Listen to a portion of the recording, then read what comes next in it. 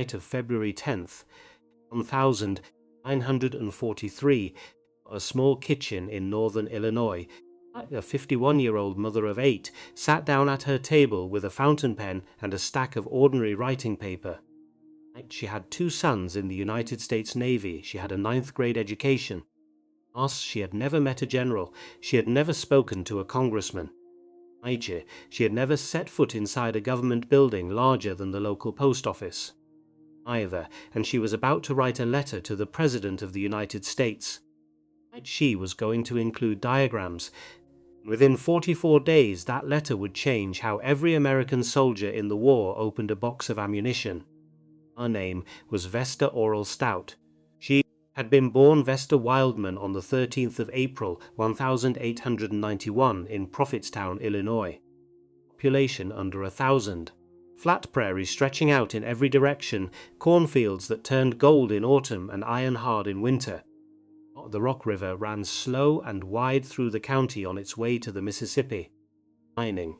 The town had one main street, a courthouse, a couple of churches, a general store, and a country schoolhouse where a little girl could learn her letters and her arithmetic, and, if she was patient, penmanship in the elegant looping script that Americans of that era still considered a mark of good breeding. Meister grew up in a country that still remembered the Civil War in the wrinkles of its grandfathers' faces. She raised her children through the Great Depression. And she counted every penny in a jar in the kitchen. She watched the world catch fire twice in her lifetime. 90. If you had asked anyone in Prophetstown in 9942 to name a woman who might one day reach across the desks of Washington and put something into the hands of every American soldier fighting overseas, they would not have named Vesta. They would not have named anyone. Prophetstown was not the kind of place that thought about Washington. Washington did not think about Prophetstown. That was the deal. It was in most ways how the country still worked. 1943 she was a mother of 8. 2 of her children were Navy men. Clarence, 20 years old, served with the Atlantic Fleet, somewhere between American shores and the wolf packs of the North Atlantic. Owl, 26, was a construction mechanic, CB, sent out to the Pacific to build airstrips and docks on islands most Americans could not find on a map. Like 2 boys, 2 oceans, she whispered every night into a kitchen that had grown very quiet. She could have stayed home. She was 51 years old. Nobody would have blamed her for counting rations and writing letters and waiting. But there was a plant hiring. A new plant rushed up out of the flat Illinois farmland in less than a year, so new that the paint on the office doors was barely dry. It was called the Green River Ordnance Plant, and it sat on the highway between Dixon and Amboy in Lee County, Illinois. 1942, under a wartime contract, the Stewart Warner Corporation had broken ground. A blur of lumber trucks and construction crews and rail spurs pushed out across the prairie. They had raised an entire industrial complex from nothing. Stewart Warner, before the war, had made speedometers and dashboard instruments in Chicago. I knew factories. They did not know ordnance. Nobody knew ordnance in the sense the war would require it. Every industrial firm in America in the winter after Pearl Harbor was learning a new language on the fly.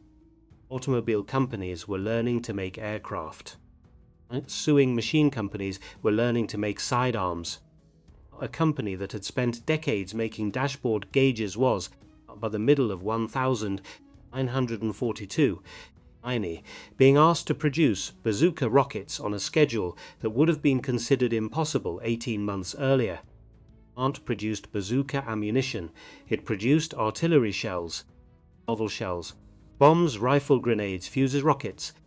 Every one of those objects would leave Lee County by train, cross the country, cross an ocean, and end up in the hands of a soldier or a sailor between London and Guadalcanal. They were paying good wages. They needed hands. Every pair of hands that packed a cartridge was one less nightmare closer for a boy on a beach somewhere. Vesta took the job. Her station was in the packing line. Glamorous. It was not the kind of work anyone photographed for a magazine. The operations manual of the plant, it barely rated a paragraph. Tiny, but it was one of the last human touches every rifle grenade cartridge received before it left American soil. 9 cartridges to a box, 11 small blank cartridges, bullets, blank rounds whose only job was to generate the expanding gases that would launch a rifle grenade off the muzzle of a soldier's weapon. Launchhead, the M1 grenade launcher which clamped to the muzzle of the M1903 Springfield bolt-action rifle, or the M7 launcher, which fitted the muzzle of the M1 Garand. In the field, a soldier would attach the launcher, slide a rifle grenade over the barrel, insert one of those blank cartridges into the chamber, aim high, and pull the trigger. Blank would fire. The expanding gases would throw a fragmentation warhead or an anti-tank warhead 100 yards down range. 11 cartridges. Enough for 11 grenades. Enough in a bad hour on a bad island for the difference between a hill taken and a hill abandoned.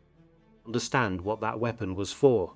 The rifle grenade was the American infantryman's art 100 to machen small tactical problems that the standard rifle could not solve. Machine gun nest behind a hedgerow, a sniper in an upstairs window.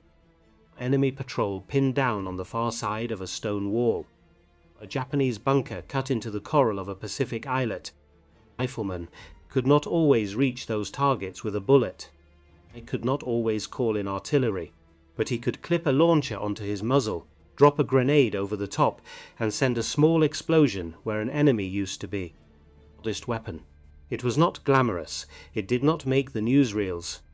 But in the small, close, ugly kind of fighting that most of the Second World War actually consisted of, it saved lives at a rate no historian has ever fully counted. And every one of those grenades depended on one of Vesta's cartridges. She placed the 11 cartridges in a small cardboard box. She sealed the flap with a thin strip of paper tape. She left a little tab of that tape hanging loose off the corner. That was the tab a soldier was supposed to grab. Weeks later, when he needed the box open in a hurry, the whole box, tape and tab and all, was dipped in molten wax. Wax hardened. The box became waterproof. It could ride in the cargo hold of a Liberty ship across the Pacific, sit for months in a supply dump on Bougainville, be rained on, muddied, dropped, kicked, and still, when it reached the front, the 11 cartridges inside would be dry. What was the beauty of it on paper? That was also the problem. Vesta had watched the training films. Every worker in the plant was shown over and over the reason for the work they did. Marines on beaches, GIs in fields, men in uniform pulling ammunition boxes out of jeeps and packs and mud. And she had watched in every one of those films the same small failure repeated. Vulture would grab the paper tab hanging off the corner of the box. They would pull, and the paper, thin as tissue where it met the hardened wax, would tear. The tab would come off in his hand, a useless little strip of nothing. And the wax coating, sealed hard and clean and perfectly waterproof, would still be there between him and the 11 cartridges he needed. He would fumble for his bayonet, or his knife. God help him, a sharp rock, and he would chip at the wax like a man cracking ice off a windshield. Seconds would burn, and in the language of a firefight, seconds are the currency in which men are billed. Asta was 51 years old. She had never fired a rifle in her life. She understood the arithmetic. Somewhere on an island she could not spell, a boy with her son's face was chipping at wax with a bayonet, while another boy fired at him from a tree line. That thought did not leave her. And here is what most of America did not understand in the summer and autumn of 1942. Here is what still confuses people who read casually about the Second World War. America was not running out of bullets, not in the way the phrase sounds. American factories, running around the clock in 3 shifts, would eventually produce 44 billion rounds of small arms ammunition before the war was over. Chrysler at the Evansville Ordnance Plant in Indiana was turning brass and steel into cartridges by the trainload. Lake City Army Ammunition Plant in Missouri was measuring output in the billions. Plants were winning. The metallurgy was winning. The assembly lines were winning. By any purely industrial measure, the American war economy was, by 1943, the most productive machine the human species had ever built. Io. In the space of a few years, it had produced more ships than the entire British Empire had built in the previous century. Final. It was rolling tanks off assembly lines at a pace that would have seemed hallucinatory in 1939. It was training pilots by the tens of thousands, building airfields on coral atolls a week before the aircraft arrived. That there was no meaningful raw material the country could not, in the end, produce. What America was running out of was seconds. Every round of ammunition that reached a soldier's hands still had to travel one last inch out of the box into the weapon, and that last inch, hidden inside a wax-sealed cardboard container that nobody in Washington had thought worth a second glance, was where the war machine was quietly bleeding. I know, you could double the output of every stamping press in the country. Hardly, you could triple the shipping tonnage, you could win every convoy battle in the North Atlantic. It would not matter, not to the man on the beach, if the last thing between him and his ammunition was a strip of paper tape that broke in his fingers. The bottleneck was not in Indiana, it was not in Illinois, it was not in any drawing room in Washington. The bottleneck was a quarter-inch of paper glued to a wax seal. Nobody in the Ordnance Department wanted to hear that. There was no glory in it. No press photograph of a general standing next to a better roll of tape. And in a war being fought with battleships and B-17s and high explosives, nobody in a starched uniform wanted to be told that a piece of the problem was cardboard. But Vesta Stout, standing at her packing table 12 hours a shift, watching the same broken tab and the same hardened wax day after day, could not stop seeing it. Mind all. To understand the weight of what she was seeing, you have to understand what was happening in the Pacific in the second half of 1942 and the first weeks of 1943. Iron, the island of Guadalcanal in the Solomon Chain, American Marines had gone ashore in August of 1942 in the first major American offensive of the war. What followed was 6 months of some of the ugliest fighting American troops had ever engaged in. Jungle, malaria, nights of Japanese naval bombardment along a stretch of water that came to be called Iron Bottom Sound because of the number of Allied ships that were sunk there. Days of infantry combat in kunai grass, so tall a man could disappear into it standing up. Marines on Guadalcanal ran short of everything at one point or another. Food, artillery shells, rifle ammunition. Supply ships were sunk before they could unload. Trucks broke down on tracks that were not roads. Every logistical failure in that campaign became sooner or later a small letter in a small envelope to a mother in a small American town. By the time the last organized Japanese resistance on Guadalcanal ended in February of 1943, the same month Vesta sat down to write to Roosevelt. The Marines had lost more than 1,000 dead on the island alone. And the Navy had lost several thousand more in the waters around it. Every one of those men, at some point in his war, had reached into a cardboard box for a fresh belt of cartridges or a rifle grenade round or a stripper clip of .30 caliber, and had felt at least once the small failure that a bureaucracy in Washington could not bring itself to notice. Vesta did not know the names of any of those men. She did not need to. She had 2 sons in the Navy. That was enough, so she began to experiment. Not in a laboratory, not in a design office, at her own workbench, on her own time, using materials she could scavenge from the plant or bring from home. She tried cloth, she tried cotton fabric, the heavy tightly woven kind that had for 100 years been used to make sails and boat covers and workmen's aprons. Cotton duck, they called it. It was durable, it was cheap. It was already produced by the mile for a dozen other war contracts. She tried adhesives, she tried different weaves. She built in her hands at her station prototype strips of fabric tape that could be laid across the flap of a cardboard box, dipped in the same molten wax, and then the box reached a soldier in a hurry, torn off cleanly by a single steady pull. And she tested them herself, she pulled the tabs, the fabric held where the paper had failed. Wax cracked cleanly along the seam, the box opened. Then she showed them to her supervisor. She showed them to the government inspectors, the men in ties and hats and clipboards who walked the plant floor every week and made sure Green River was meeting specification. They looked at the samples. They pulled the tabs. They watched the boxes open cleanly in 3 seconds where paper tape had taken 30. Every one of them, every single one, said some version of the same thing. All right, good idea, we'll look into it, and nothing changed. Not because they were cruel, not because they were lazy. Because in the vast, patient, paper-choked bureaucracy of the United States Army Ordnance Department in 1942 and 1943, not changing the packaging specification on a rifle grenade cartridge was not the work of an afternoon. It was the work of committees. It required recertification. It required a new supply chain, a new procurement contract, new inspections at receiving depots, new stamps on new forms in new offices in Washington. It required someone somewhere to attach his name and his career to a change no general had asked for.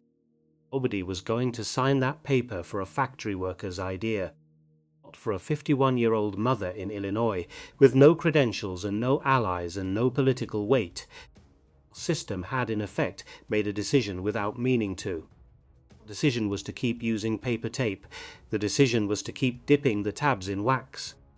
It was to keep shipping boxes to the Pacific, to North Africa, and soon enough to the beaches of Sicily that a Marine could not open in under 30 seconds without a knife.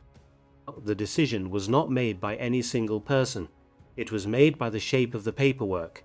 And in the late months of 1942, on the floor of a plant on the Illinois prairie, Vesta looked at her supervisor's polite smile. She looked at the inspector's clipboard.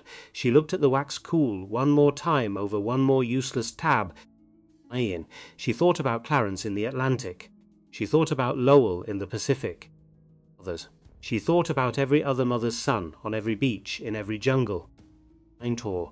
And she understood, with a clarity that very few Americans have ever felt in their lives, that if this problem was going to be fixed, it was not going to be fixed by anyone in the chain above her. It was going to have to skip the chain entirely. She was 51 years old. She worked long shifts at wartime factory wages. She had never spoken to a congressman, never met a general, never set foot inside our government building larger than the local post office. But somewhere in the back of her mind, in the Suham quiet corner where her sons' faces waited every night, an idea was forming. It was so audacious that if she had spoken it out loud on the factory floor, the woman at the next table would have laughed at her. She was going to write to the President of the United States.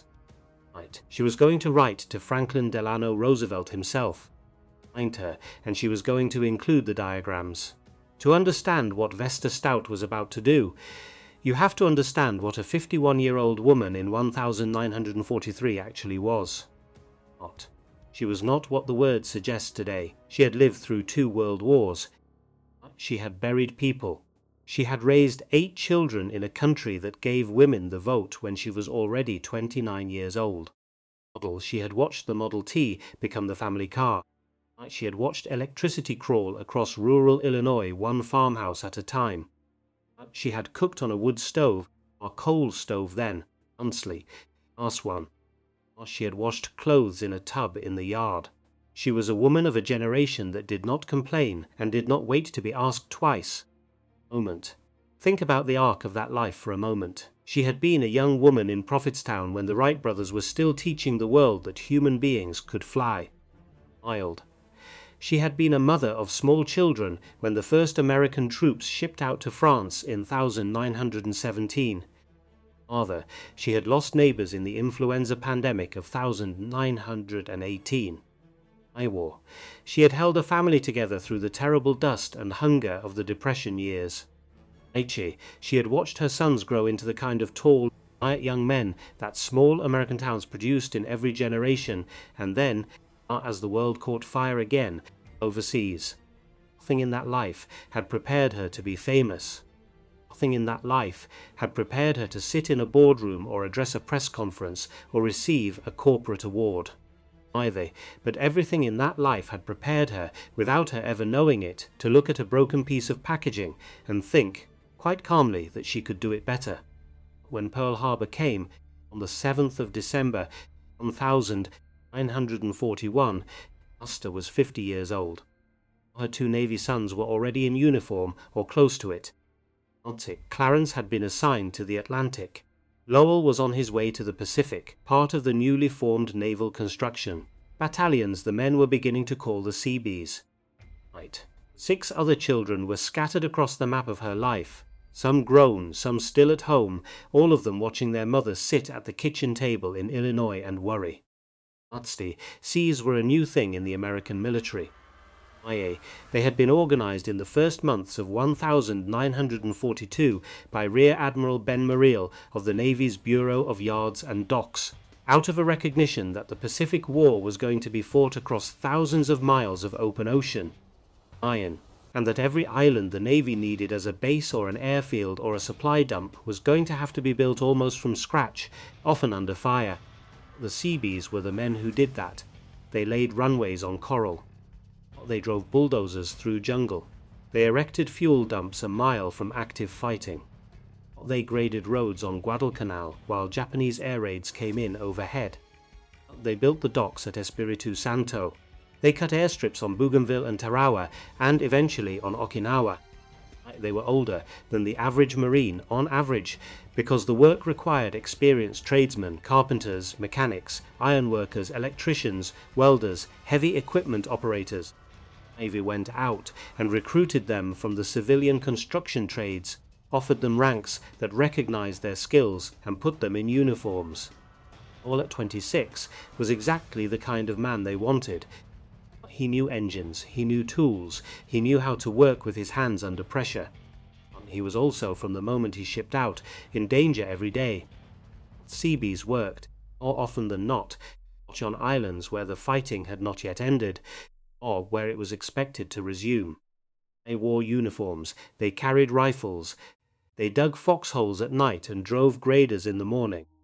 Their casualty rate was not the same as a rifle company's, but it was not zero. Any mother of a Seabee in the Pacific in 1942 knew that when the telegram came, it would come. Nothing. She could have worried and done nothing. That was in every sense the easier path. Instead, she went and got a job at the ammunition plant. Not for the money, though the money was better than anything she had ever earned. Not for any political statement. Because she believed, with an unshakable and quiet certainty, that the only thing that would make the fear bearable was to do something with her hands that mattered. So she stood at a packing table for 12 hours a day in a plant on the flat Illinois prairie, and she pressed 11 cartridges at a time into cardboard boxes. And she watched, month after month, the same little failure repeat itself in the training films they showed the workers. The tab would tear, the wax would hold, the soldier would fumble.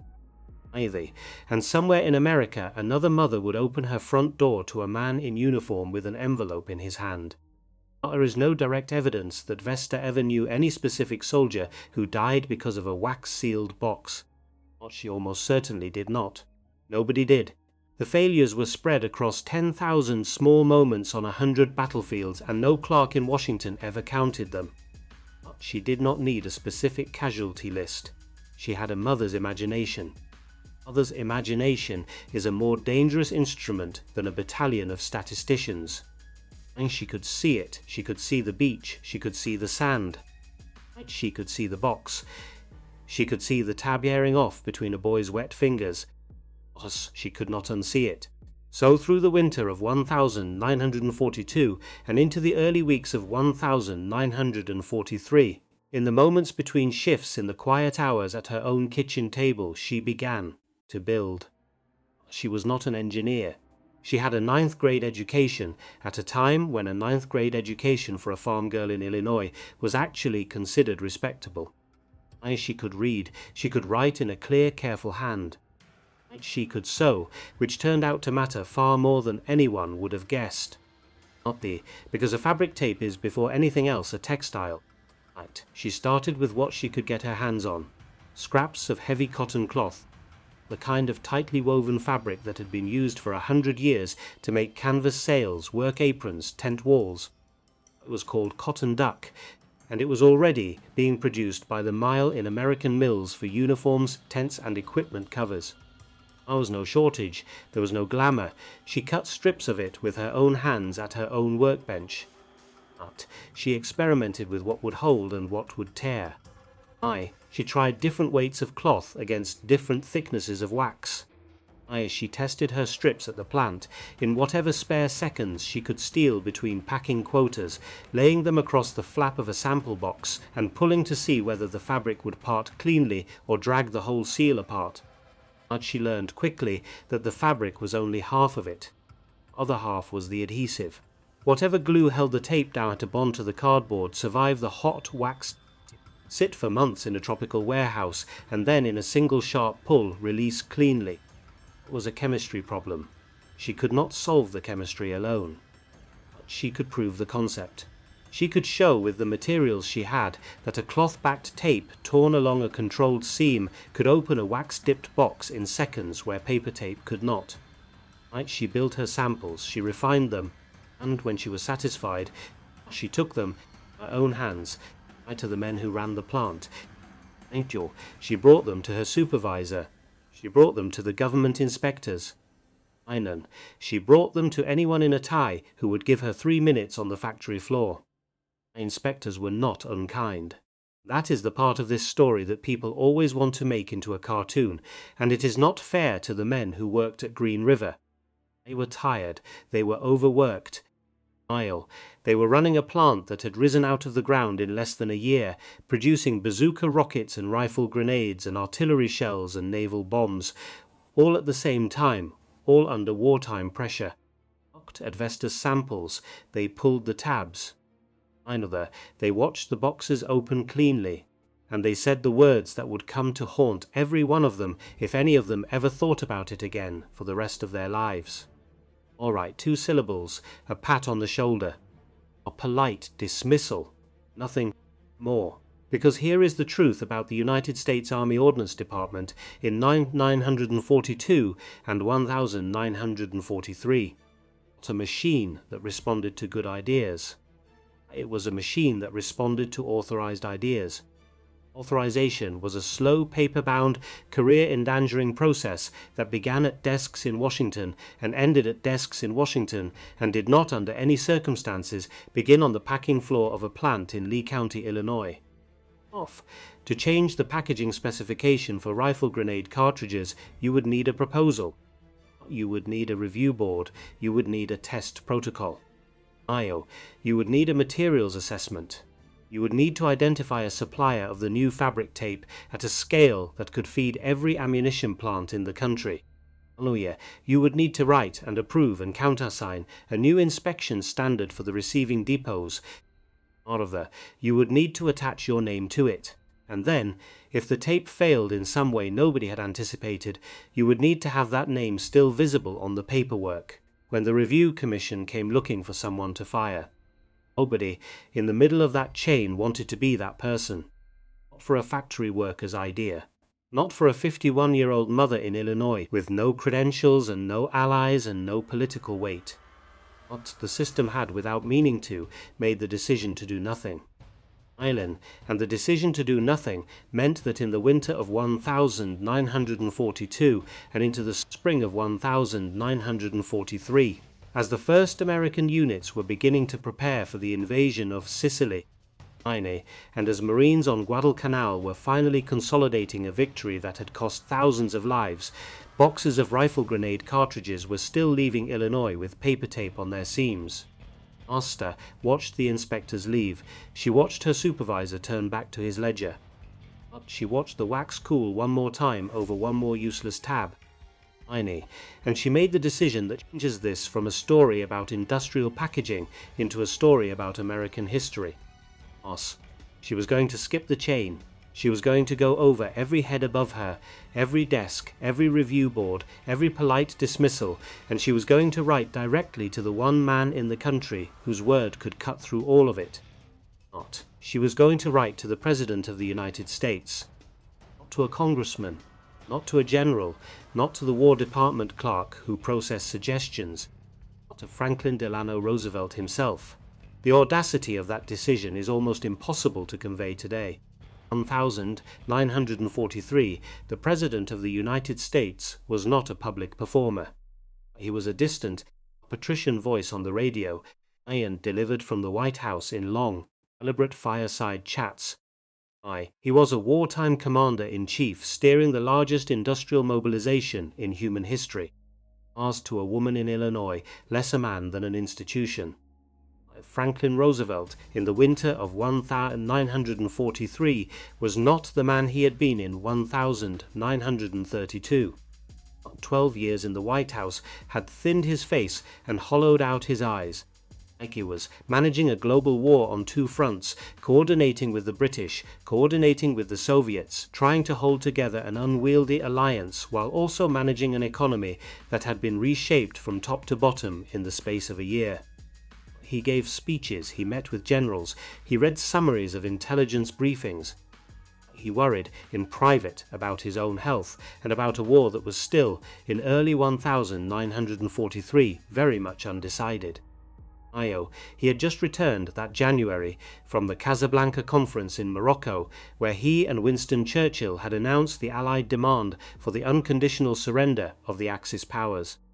It was one of the busiest weeks of his presidency.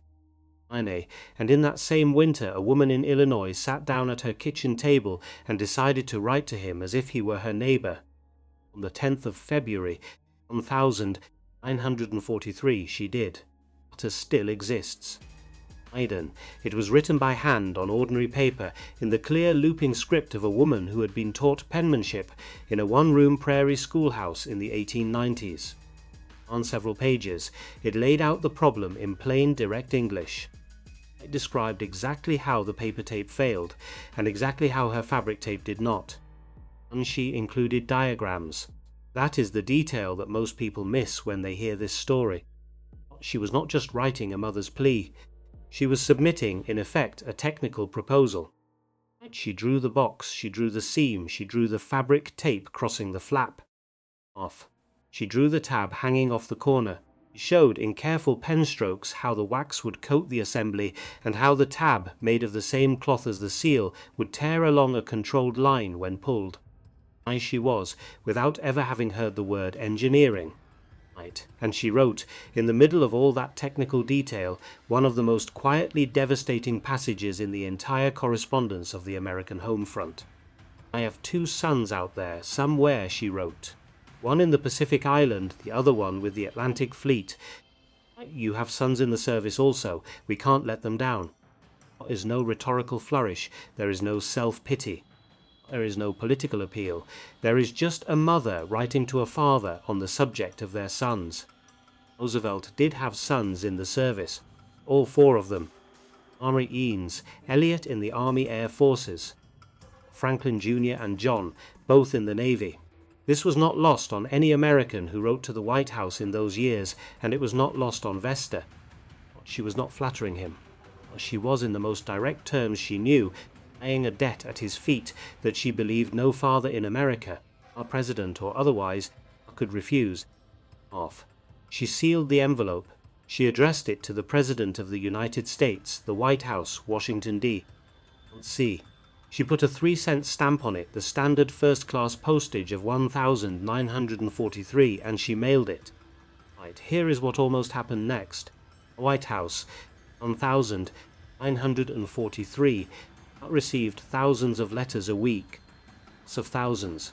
Ordinary Americans wrote to the president about ration cards, about missing sons, about neighbors they suspected of hoarding sugar, about ideas for winning the war that ranged from the practical to the delusional. Every one of those letters was opened in one of the mailrooms of the executive branch by a clerk. Most were sorted, catalogued, sent to a relevant department for a form response, and filed away forever. By any reasonable statistical measure, Vesta Stout's letter should have vanished into that machine. A middle-aged factory worker in Illinois writing about packaging tape at the height of a global war should have been a 2-minute stop at a clerk's desk and a form letter of thanks in return. What is what happened? How exactly Vesta's letter cleared the mailroom filters of the White House, we do not know. The internal sorting mechanics of the wartime executive branch were never fully documented, and no one wrote down, at the time, why one letter among thousands was flagged for the attention of anyone senior. Audio.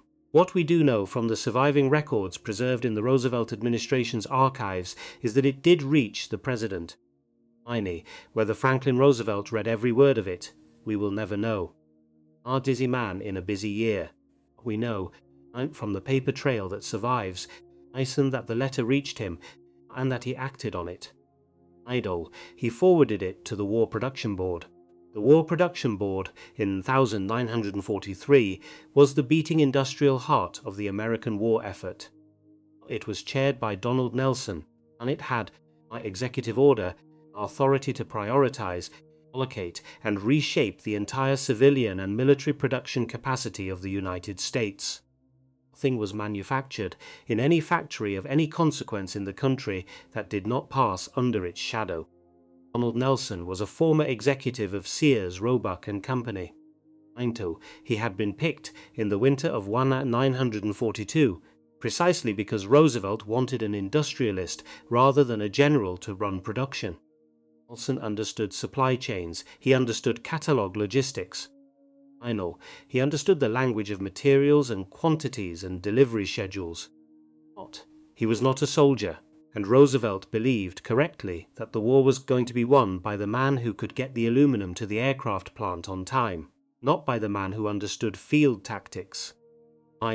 When the War Production Board received a letter forwarded from the President of the United States, they read it, and they moved.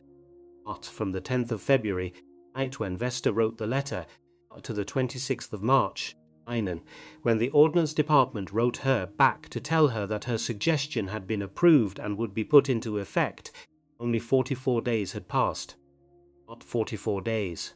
Think about that number for a moment, in the context of the American government in 1943. Not 44 days to move an idea from the kitchen table of a factory worker in Illinois, up through the mail sorters of the White House, onto the desk of the President, into the deliberations of the War Production Board, out to the Ordnance Department, and back down through the machinery of approval into a formal decision that would change the packaging of rifle grenade ammunition for the rest of the war. The same Army Ordnance Department that could not, months of nudging by government inspectors on the plant floor, bring itself to change a specification, moved months. The letter came from the top, matter of weeks. Reply when it came was signed by a man named S. R. Stribling from the Ordnance Department. He wrote to Mrs. Vesta Stout of Illinois to thank her for her excellent suggestion. He told her that her idea was being adopted. He told her that the Ordnance Department would give careful consideration to any future suggestions she might offer. And then in the last sentence of that formal, courteous, official reply, he wrote a line that could have been the epitaph of the entire American war effort. It is cooperation of this type that will win the war. A single sentence. From a middle-ranking officer in a wartime department to a middle-aged mother in Illinois. It is the kind of sentence that gets written in a hurry at the bottom of a form letter and forgotten. It was true. Because at the same moment that letter was being typed and mailed to Illinois, the War Production Board was making a decision that most people who tell this story get slightly wrong. They did not hand the new fabric tape contract to a defense conglomerate. i.e., they did not hand it to a munitions supplier. They did not create a new industrial program to develop it from scratch. They gave it to a civilian medical company. The contract went to a division called Revelite, which was owned by a firm most Americans knew for baby powder and adhesive bandages. Johnson & Johnson. Johnson & Johnson had been founded in 1886 in New Brunswick, New Jersey, by three brothers who believed that surgical dressings should be sterile. It was, at the time, a controversial idea. Most surgeons in the 1880s still operated in their street clothes. The Johnson brothers built a company on the argument that a clean bandage saved lives, and by the turn of the century they were the largest manufacturer of surgical dressings in America. They had been in the adhesive tape business since 1927. Ivan. They had spent nearly 2 decades perfecting the chemistry of rubber-based adhesives for medical use, the kind of tape that had to stick reliably to human skin, hold under sweat and motion, and release cleanly without tearing flesh. It was some of the most refined adhesive science in the country, developed for hospitals and drugstores, not for artillery plants. And it turned out to be exactly what a Marine on a beach needed. The Revellite division took the concept from Vesta's diagrams and married it to the industrial adhesive expertise Johnson & Johnson had been building for a generation. They used cotton duck fabric as the backing, the same tightly woven cloth that had been Vesta's first instinct. They coated one side with a strong pressure-sensitive rubber adhesive. They finished it with a polyethylene layer that made it waterproof. They dyed it olive green because everything the American military wore, carried, or wrapped in 1943 was olive green. And they began shipping it by the mile to the ammunition plants of the United States. Arrived at Green River, it arrived at Lake City. Arrived at every packing floor in the country that had been fighting the same quiet, invisible battle with paper tape and wax and tabs that tore off in fingers. Tape did not tear. It held under the wax. It survived the ocean voyage. A soldier, hotelier, and thousands of miles away, needed to open a box of rifle grenade cartridges in a hurry. He grabbed the tab, he pulled, and the seal parted cleanly along a controlled seam. Not seconds. That was all it saved, just seconds. And those seconds saved in a Pacific afternoon or a Norman morning or a snowbound Belgian pine forest added up. And in the meantime a 51-year-old mother in Illinois went back to her packing table. She did not stop working. There is no evidence she asked to be moved. There is no evidence. She demanded credit. She continued packing 11 cartridges into cardboard boxes on 12-hour shifts at the wartime wages of the ordnance plants. Somewhere in the middle of all of this, a reporter from the Chicago Sunday Tribune finally caught up with her. His name was Philip Hampson. He was writing about the war workers who had received the Chicago Tribune War Worker Award, and Vesta Stout of Green River Ordnance Plant had been given one. Asked her, in the plain way reporters ask, why she had done it, why she had taken the job, why she had made the samples. She had written the letter. At 51 years old, with 8 children and a husband and a house to run, she had bothered. And she gave him the sentence that a good speechwriter would spend a week trying to write and never come close to. You will do less worrying about your boys, she said, and at the same time you will be helping them. Was it? That was the whole thing. That was the philosophy of a generation compressed into 18 words. She was not thinking about industrial output. She was not thinking about history. She was thinking about Clarence and Lowell, and about the wax cracking cleanly along a seam on a beach she would never see. And she was thinking too that if she stopped moving her hands, she would have to sit at that kitchen table in Illinois and listen to the silence. She kept moving her hands. Meanwhile the tapes spread, not just to rifle grenade cartridges. Once soldiers got their hands on rolls of it, the tape began to escape the ammunition depot entirely. Lined up in field hospitals wrapped around bandages. It turned up on jeeps holding fenders together on roads that had never been roads before American engineers had scraped them out of the jungle. Up on boots, it turned up on rifle stocks. It turned up on tent poles and radio housings and the cracked wooden grips of BR magazines. It turned up everywhere a man in uniform had a problem and no time to fix it properly. Men gave it a name. 2 names actually. Because it was made from cotton duck fabric, and because it shed water the way a duck sheds water, they called it duct tape. And because it seemed to fix anything they put it on, from a leaky canteen to a wounded man's field dressing, at any speed, under any conditions, no matter how bad the weather or how ugly the terrain, they gave it the other name that stuck. They called it 100-mile-an-hour tape. Because at 100 miles an hour, in a jeep bouncing across a beachhead under fire, it was still the thing you reached for. None of that was in the letter Vesta wrote to Franklin Roosevelt. None of that was in the diagrams. None of that was in the reply from S. R. Stribling of the Ordnance Department. It just happened because once you put a good tool in the hands of a soldier, the soldier will find uses for it that no engineer would ever have thought of. Mother in Illinois, sitting at her kitchen table on the 10th of February 1943, had reached across an ocean and put something in the hands of every American in uniform.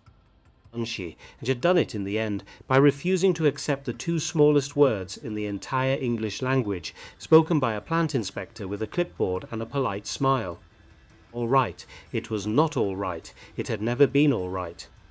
And in the spring of 1943, office somewhere in Washington, one she would never meet, signed a piece of paper that would carry her hand, visibly, into every firefight for the rest of the war.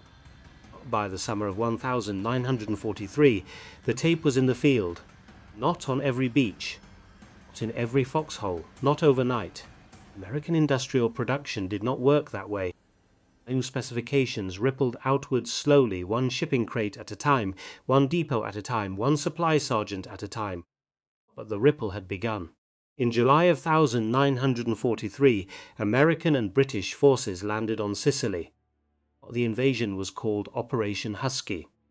It was the largest amphibious operation the world had ever seen up to that point, and it involved 160,000 men going ashore across 100 miles of Mediterranean coastline. Somewhere in the mountain of material that hit those beaches were crates of rifle grenade cartridges. 8 of them were still sealed with the old paper tape. 9 of them, for the first time, were sealed with the new cotton duck. The men who grabbed the new ones would not have known why the tab did not tear off in their hands. They would not have thought about it.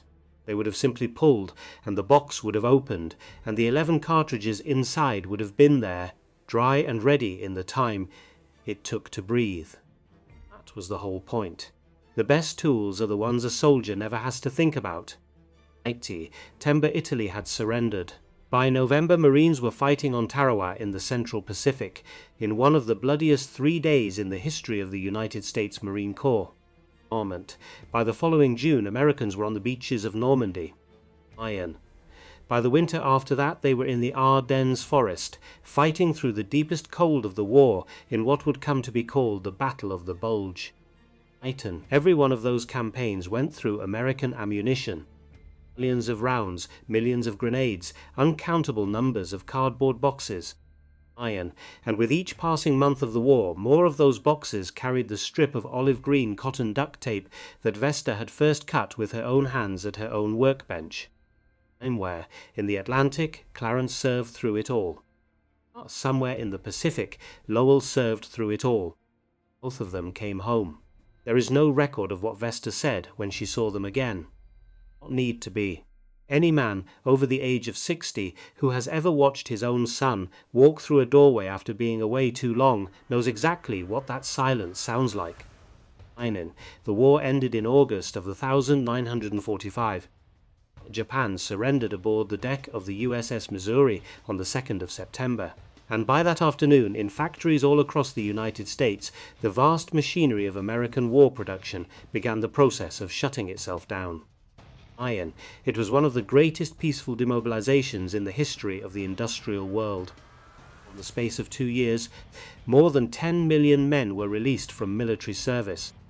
Aircraft plants that had been producing bombers by the thousand were retooled for commercial aircraft, or for washing machines, or for absolutely nothing at all, and simply padlocked. Naval shipyards that had launched destroyers on a monthly schedule went quiet. Whole company towns that had grown up around defense contracts saw their populations halve in a year. Green River Ordnance Plant, which had risen out of the Illinois prairie in a matter of months, was decommissioned almost as quickly. Stuart Warner turned in the keys, the workers were let go. On Spurs went quiet. Within a few years, most of the buildings had been dismantled or repurposed. Today, if you drive out along US Highway 30 between Dixon and Amboy in Lee County, Illinois, you can still find fragments of foundations in the fields, but you would have to know where to look, and you would have to know what you were looking for. Master went home. She was 54 years old. Her children were grown or nearly grown. Item was still with her. Her house was still standing. Our sons had come back. She had a Chicago Tribune War Worker Award in a drawer somewhere, and a letter from S. R. Streibling of the United States Army Ordnance Department that thanked her for her excellent suggestion. That was what she had. That was in every measurable sense what she was going to have for the rest of her life. Because the tape did not stay with her. The rights to it and the industrial capacity to manufacture it remained with the corporate machinery that had scaled it up. Johnson had turned Vesta's diagrams into a mass-producible product. Their Revolite division, later reorganized as Permacell, held the manufacturing line. The war ended and the military contracts wound down. The tape did not disappear. It found a new market. American homeowners in the great post-war building boom discovered that a strong, waterproof, tearable cloth tape was useful for 100 household jobs. It sealed things, it patched things, it held things together long enough for the real repair to be made. And when the great post-war expansion of central heating and air conditioning ran heating ducts and cooling ducts through the ceilings and basements of every new suburban house from Levittown to Los Angeles, contractors reached again and again for the same roll of olive green cotton duct tape. They used it to seal the ducts, and so sometime in the late 1940s and early 1950s the name changed. It stopped being duct tape, it became duct tape. The name that stuck in the end was the name that had nothing to do with a Marine on a Pacific beach and nothing to do with a mother in Illinois. It was the name that came from a sheet metal contractor in a basement, wrapping a joint on an air return. That is not a criticism of the sheet metal contractor. It is simply how the world works. Objects outlive their origins. Our tools forget the hands that made them. Somewhere in that transition, in the paperwork and the marketing and the corporate consolidation of the post-war decades, Vesta Stout's name came loose from her invention. The story of duct tape was told. If it was told at all, credit was assigned in a dozen different directions, most of them wrong. Some accounts gave it to Richard Drew, an engineer at the Minnesota Mining and Manufacturing Company, better known as 3M, who had in fact invented masking tape and other adhesive products in the 1920s and 1930s, but who had nothing to do with the wartime cloth tape. Some accounts gave it, more accurately in a corporate sense, to Johnson & Johnson. Almost none of them gave it to a 51-year-old mother in Illinois. She did not receive royalties. She did not receive a patent. What she did, by every account we have, ever ask for either. She was a woman of a generation that had done the thing because the thing needed doing and had then gone back to her life. But, too, was part of the philosophy of the generation she belonged to. They did not on the whole seek recognition for the war work they had done. When they were asked decades later by their grandchildren or by local historians or by the occasional documentary filmmaker, they tended to shrug and change the subject. They had done what needed doing, millions of them had done it. Making a fuss about any one of them, they seemed to feel, was faintly indecent. There had been a war on, everybody had helped. That was what you did. She lived quietly for another 21 years. She kept her house in Illinois. She watched her children grow older. She watched her grandchildren arrive. She watched, on television, in the 1950s and 1960s, the country she had helped supply during the war become a very different country, one of highways and suburbs and jet aircraft, and eventually, at the end of her life, men in space. She saw duct tape in every hardware store. She saw it in every kitchen drawer. She saw it advertised in magazines and sold in bulk at lumber yards. She almost certainly used it herself at some point for something around the house. Whether she ever mentioned to a neighbor or a grandchild that the whole thing had begun with a letter she wrote at her kitchen table in the winter of 1943, we do not know. Vesta Oral Stoudt died on the 9th of May, 1966 in Illinois at the age of 75. Obituary was small. It ran in local papers. It listed her surviving children and grandchildren. Not in most versions mentioned duct tape at all. She was buried near Prophetstown, in the same flat prairie country where she had been born in the last decade of the 19th century. Ilum. For decades after her death, the story remained almost completely unknown outside a very small circle of family members and local historians. It was not until the late 20th century, when a handful of researchers began to look seriously at the industrial history of the Second World War, and at the particular contributions of the women who had staffed the American home front, that Vesta's letter to Franklin Roosevelt began to surface again. The letter itself, remarkably, still exists. It was preserved in the Roosevelt administration's correspondence archives. It sits along with the reply from S.R. Stribling and the Internal War Production Board memoranda in the permanent record of the United States government. One can read it. It is written in the clear, careful hand of a woman who was taught to write in a one-room prairie schoolhouse in the 1890s. It contains her diagrams, it contains her signature. It contains the sentence that any parent will recognize instantly. I have 2 sons out there somewhere. You have sons in the service also. We can't let them down. That sentence, and the letter it came from, changed how American ammunition was packaged for the rest of the war. It saved, in the aggregate, an unknowable number of lives. It also went on, in the strange and unpredictable afterlife that ideas sometimes have to become the most versatile household tool of the 20th century. In April of 1970, 27 years after Vesta wrote her letter, 3 American astronauts were more than 200,000 miles from Earth aboard the crippled Apollo 13 spacecraft when an oxygen tank in the service module exploded. In the days that followed, ground crews at Mission Control walked the astronauts through a series of improvised repairs. One of them involved rolls of grey fabric-backed tape to fashion an adapter for the carbon dioxide scrubber canisters between the command module and the lunar module. Without that improvisation, the crew would have been slowly suffocated by their own exhaled carbon dioxide. Tape held. The astronauts came home. Nobody at NASA in 1970 would have connected that roll of tape to a factory in Lee County, Illinois, or to a mother who had written a letter 27 years earlier.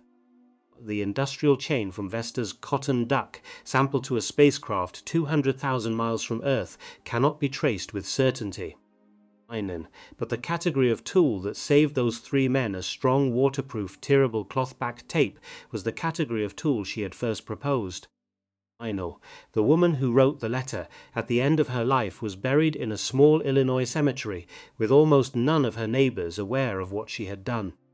There is a temptation when you tell a story like this to turn it into a lesson, to wrap it in a moral, to say something loud and satisfying about ordinary people and extraordinary times and the quiet heroism of the American home front. What temptation should be resisted, because Vesta Stout did not think of herself as a hero. She thought of herself as a mother with 2 sons in the Navy doing what needed to be done. The whole thing, from her point of view, was probably no more remarkable than any other decision she had made in a long life full of them. She tried to fix it. She got told no. Went over their heads. She got told yes. She went back to work. That is the whole story. There is nothing dressed up about it. There is no music swelling in the background. There is no medal ceremony. There is no plaque on the wall of the Pentagon. There is only a letter in a woman's careful handwriting in a government archive that begins with a mother's plainest sentence and ends with the phrase that changed everything. We can't let them down. If you drive through Prophetstown, Illinois today, on a summer afternoon, you will not find a monument. There is no statue, there is no museum.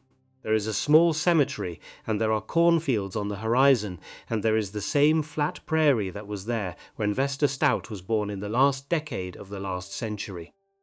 Corn still comes in gold in October. The winters still turn the ground iron hard. The Rock River still runs slow and wide through the county, the way it did when a little girl named Vesta Wildman was learning to write her name in a country schoolhouse in the 1890s. It is a landscape that does not know about her, and does not need to. Art is, in the end, what she would have wanted. She was of the place. She belonged to it. It buried her in its earth, and asked nothing more of her than that. Moss.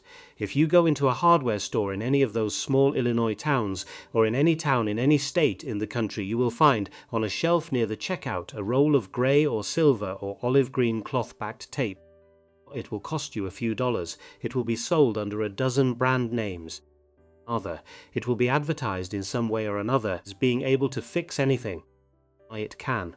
Every roll of it, in every hardware store, in every state, is a small unlabeled monument to a 51-year-old mother in Illinois who watched a training film in 1942, saw the same failure repeat itself, and decided that if the system was not going to do anything about it, she was.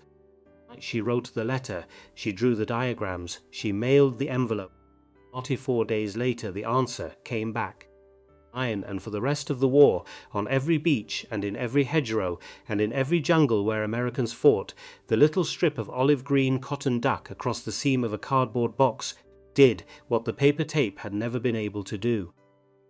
Vesta Stout is buried in Illinois. Her sons came home. Her name has been almost entirely forgotten by the country she quietly served. But somewhere right now in a house in America, someone is reaching into a kitchen drawer for a roll of duct tape. Not know her name, they will not need to. Our tape will hold. That was in the end all she ever asked of it.